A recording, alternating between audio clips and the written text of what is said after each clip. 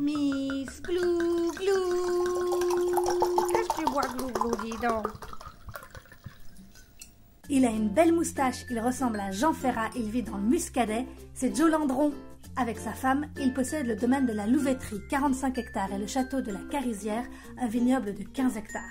Le tout est cultivé en agriculture bio et biodynamique. Quand je suis venue le rencontrer, il venait de faire sa 36e vendange. Il travaillait encore avec son père quand, en 82, il a eu l'idée de mettre en avant le terroir et d'isoler des parcelles pour en faire des cuvées différentes. Ça a commencé avec le fief du Breil, qui a une sacrée personnalité, des terres puissantes avec de l'argile, du gneiss et de l'orthogneiss. Mais pour l'instant, il m'emmène sur la parcelle des Houx.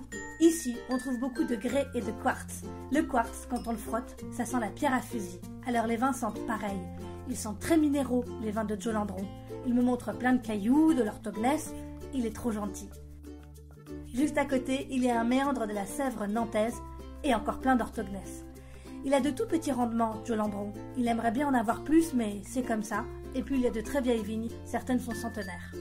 Joe Landron dit qu'il faut de la technique et de la sensibilité, que l'une est au service de l'autre. Et puis on goûte. D'abord l'amphibolite, sa cuvée la plus connue. Le 2013 est tendu à l'extrême, et à la fin ça sent comme si vous aviez avalé une huître. C'est très salin, marin. Normal, les vignes poussent sur un ancien fond marin.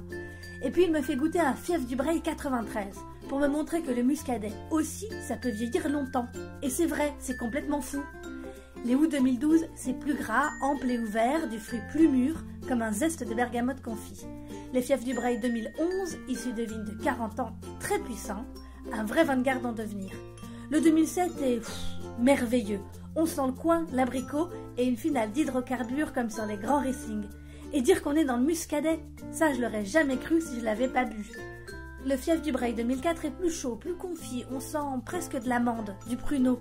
Franchement, vous pensez qu'il y avait tout ça dans le muscadet? Moi, non. Jamais de la vie. Enfin, jusqu'à ce que je rencontre Joe Landron.